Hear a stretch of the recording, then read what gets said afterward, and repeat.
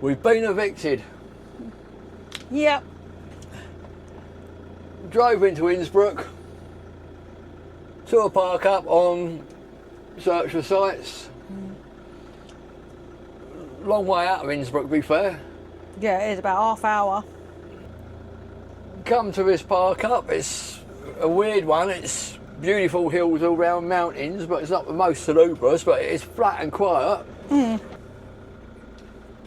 Literally no cars here, one motorhome. Yeah. Over here, just had some old toad rocking up on his scooter, knocking on the door, telling us no motorhomes, no overnight parking, we've got to leave. He very kindly said we can finish our dinner, which is frigging big of him. So we don't really know what to do now. We've got to pay to get out of this poxy car park, first and foremost. Yeah, waste of money, but... Waste of time, drove through bloody town. Yeah, but we're going to try and go to the other end of town, again, back through, and hopefully there's a park up there. Unfortunately, Austria isn't great with just park ups, and especially we're finding out now in the cities.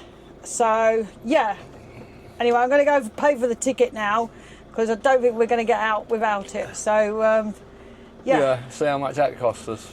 Yeah. What's happening, babe? €4.20 for parking up there just to eat our dinner. But the one good thing is they did take cash. So why ain't it opened up? Because I need to put my card in there now. Oh, right, okay. So I'm going to have to go out and round. Oh, why is she coming? This is a man, it's a loopy lease. Bless her, we love her to death. No, I didn't know. Ginger. Chill, old boy, chill. Menopausal ginger. This is on search for sites. We may or may not update it if we remember once we finish ranting. So yeah, we've had to drive through Innsbruck, through the city centre. Yeah. Which has got a lot of diversions in any way. Yeah, a lot of work's going on. Green signs which possibly could be crit air.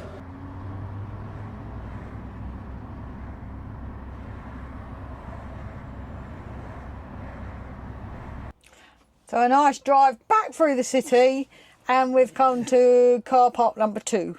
Round the roadworks, here we are. Probably would have been better if we'd have come here in the first place. We must have passed this on the way poxy up, to be fair. Yeah, but can't be what up. it is. Yeah, and we thought the other one would be quieter, which I assume it would, because this is by some main roads. But you know what? If we want to visit this city, then we're going to have to stay here the night because there is nowhere else to park. And we're in a touristy place, a big city. As I said, we've been here before. It didn't seem this big last time, but that was 20 odd years ago. I had all my teeth and my hair weren't grey. No. I haven't changed much. Oh. Anyway, hopefully we're going to settle down for the night now and then, yeah, go out tomorrow. And, yeah, we'll see. Take it from there because I'm rather napping now. So we're just off now to have a little route round. Rubbish, there are bins here. Lisa's happy because there's some bins here. There's a river just over the other side. Pan you around the car park. As I say, weird one. Surrounded by some pretty impressive roads, mountains behind them. Fair few motorhomes, to be fair. And some ominous grey clouds in the background. Which means we're in a dilemma, what do we wear? Sunglasses, shorts, raincoats. It's quite warm with the sun out. We just don't know. No. Cover all bases. See how we get on. And there goes Lisa, all happy in the knowledge that she can get rid of her rubbish. Look at that. No recycling here, just straight in. But this is what Lisa really wanted to come to Innsbruck for, the erotic and fetish. And my fetish is living with a menopausal ginger. That's more than enough for me. So the walk from the air into the old town is along the river, very fast flowing river. It's apparently 1.7 kilometres in length. We can't verify that yet because we're not there, but we will do.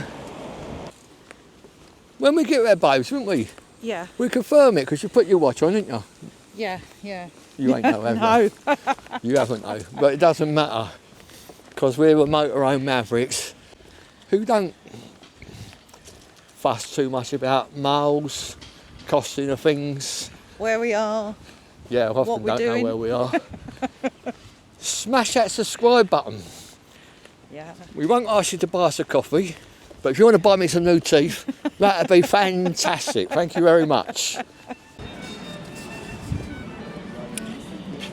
So when we first drove through this town yesterday on the outskirts, we were absolutely disappointed because we thought, oh my God, it's got really commercialised, because we'd been here so long ago, about 20 years. But coming into the town now and coming into the centre, these buildings are absolutely spectacular. And it's kind of redeemed itself. All the paintings on the buildings, it's just like, wow. So beautiful.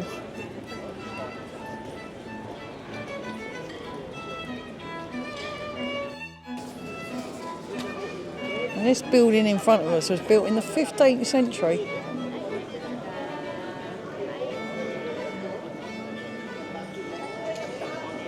Amazing architecture.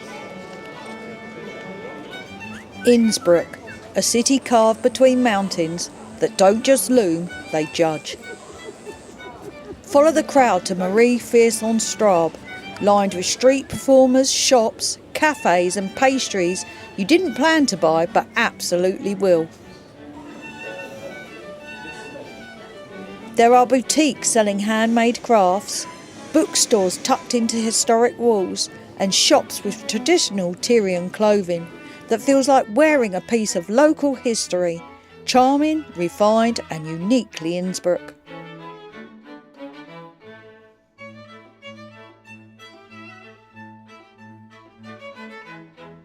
Just pop to a local shopping mall, not for shopping or looking around because it's very much like a UK one. Modern, clean, but we needed to go to the toilet and we haven't seen no toilets in Innsbruck whatsoever, public toilets. No. These ones were 70 cents each to get through the turnstiles, pay by card. We doubled up 2 for 1. Maverick by name, Maverick by nature. The charming old town, you think it's cute, you think it's calm, but Innsbruck was forged from tension. Merchants dragged their fortunes over the Alps, smugglers slipped through forest passes, and the city grew rich off silver and tolls. Even now, the narrow lanes feel like they're meant for whispers, yet to be told.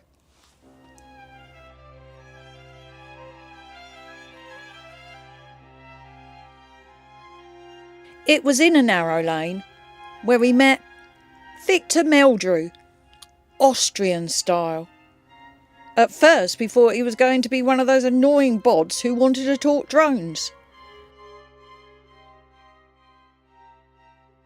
But no, he wanted to shoot it out the sky. We quickly reminded Victor of the consequences the last time an Austrian tried fighting the British in the air.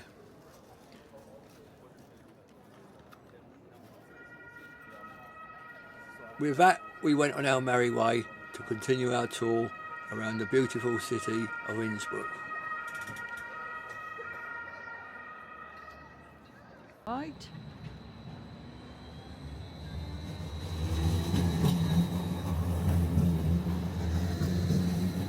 We left the old town, heading up the hill, taking in the views of the city to visit Bergistel ski jump, which is famous for hosting the 1964 and 1976 Winter Olympics and is still used today for World Cup competitions.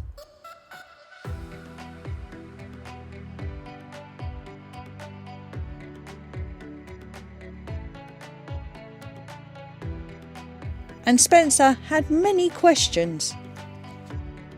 And it'll be interesting to know how far they go up there. Spencer's just going to give it a try. Are you ready, babe? Yeah, one more way up.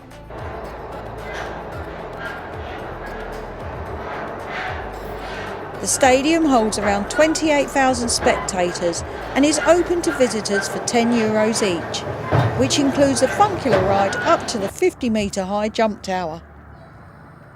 Being the mavericks we are, we skipped the funkular and tackled the 455 steps to the viewing platform instead.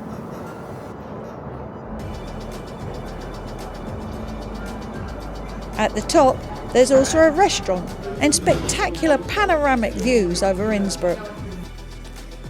And here we have Eddie the Eagle, who held the British record of 73.5 metres in 1989.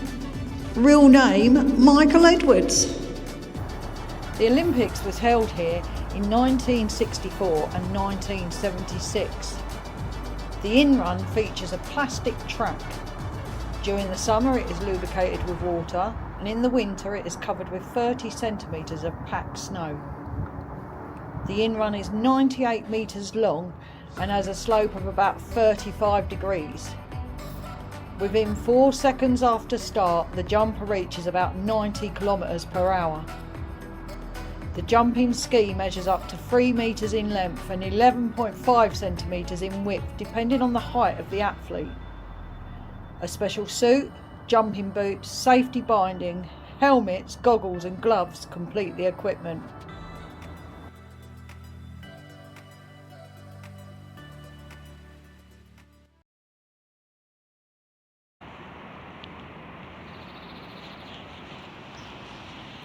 As our tour came to a close, we started the long descent back into the city, conscious that our parking expired at 6 p.m.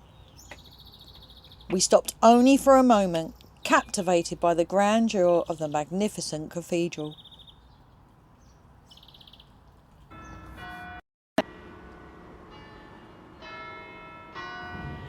Just been in this church. Unfortunately we couldn't stay for long because they were closing, but oh my God, here is the inside, as much as we could get.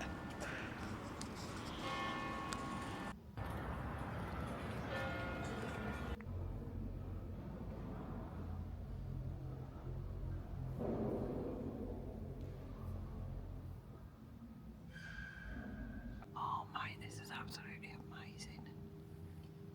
Wow.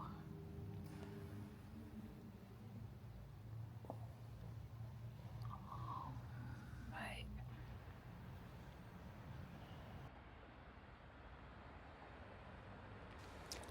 Without any communication between us, deep down we both knew that we had no chance of hitting the motorhome before 6 p.m. and we would be spending another night in Innsbruck. That's another city done and dusted. Innsbruck, you have been amazing. Yeah, good town, good day out. Amazing day out actually, a lot better than we thought it was going to be when we first got here.